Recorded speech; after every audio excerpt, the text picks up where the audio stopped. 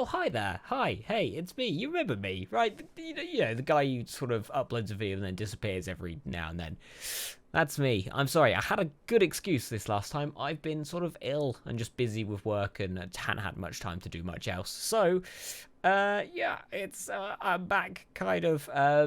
What have I been doing? Ah, yes, that's right. I have been catching up on the Oscar 2021 nominations, specifically filling in the gaps of what I missed this year, and that was sort of like The Mitchells vs. Machines, which is absolutely excellent, and this film that we're going to talk about today, which is The Worst Person in the World. And oh my god, it's amazing, and you need to see this film. So let's just get into it. So what is The Worst Person in the World? This is a indie production which has absolutely just been wiping the floor at just the award circuits. It's been doing absolute gangbusters. It's directed by Norwegian director, and I'm going to absolutely butcher their name, Joachim Trier. I'm really sorry.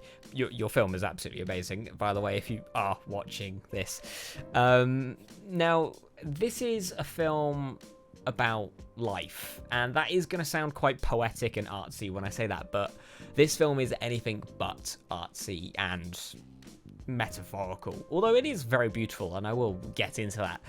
But this is a film that follows the main character Julie throughout sort of like 10 years of her late 20s and early 30s. It's all about how she is just a messy human being and how messy life is. She bounces from job to job, like interest to interest, lover to lover, relationship to relationship. And it just sort of shows us how messy and just what the hell is going on in our lives. And quite honestly, I absolutely adored it. This film feels like it was written for me. For the longest time, I've been so unknown on what the hell I want to do with my life. I wanted to do so many things and focus my attention on so many different hobbies. And I just pick them up and just leave them all the time because I don't know what I want to do. And I'm finally so happy that I found a film. There's somebody else out there that's had the same thoughts as me. And I mentioned that this film is beautiful, and it is beautiful in two ways. The cinematography, but by any means is not like groundbreaking. It isn't super amazing, but it serves the story so well. It's part of the story and it's part of the filmmaking. There's this one shot that just does so much work for the entire film, and it's the shot of Julie by sort of like a lake, residential sort of area, and she's in the middle, the focus is on her, and then it just slowly shifts to the lake, and she is so small in the frame. It is beautiful. It is just showing us how big the world is and how just crazy small we are part of it.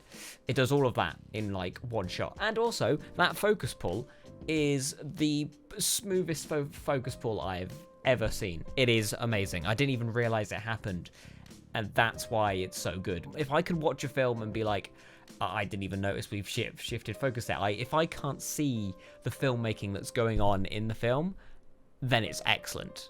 That is true mastery. Because me being me and having done a film production course, I every film I watch, I'm like, yeah, I like what they've done there. That's a nice cut. I like that transition. Like, I am probably horrible to watch a film with because I just love talking and analysing the film. Oh, another thing, the costume design in this film, absolutely A-class. It is absolutely amazing. I will be stealing some looks from this film because everybody's outfit, absolutely awesome. And the main thing that I loved about this film, the reason I wanted to make this video, is that this film is the perfect way that you make a film. This should be the definition of filmmaking for me.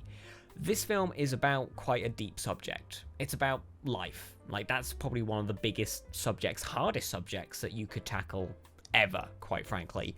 But it does it in such a way that it isn't overcomplicated. It doesn't lose its message or lose itself in metaphors and artsy camera work for the sake of getting nominated for awards.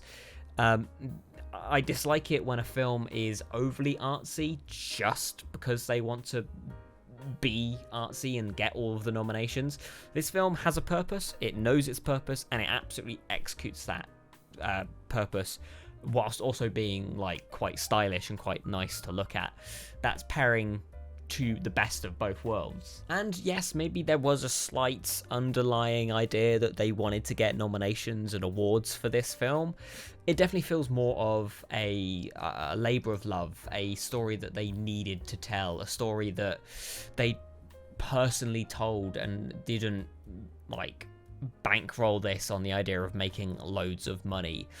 The thing I love about this is this goes against something that somebody told me once. I was once in a pitching lesson, like learning how to pitch a movie, and the person who was teaching us at the time said that I would have like funded one of your films if you told me a like a Bible story, but it was like a retelling of a Bible story. We would not have funded anything else because that's what makes money. And quite frankly, that's when my wanting to be a filmmaker died. I did not want to make films anymore, because if that's how you get your movie greenlit, then I have no interest in that. And Worst Person in the World is not a Bible retelling. It's not a retelling of any story. It's not a story, quite frankly. It's just it's not even a documentary. It's just a cinematic masterpiece showing us, it just shows us how life is messy.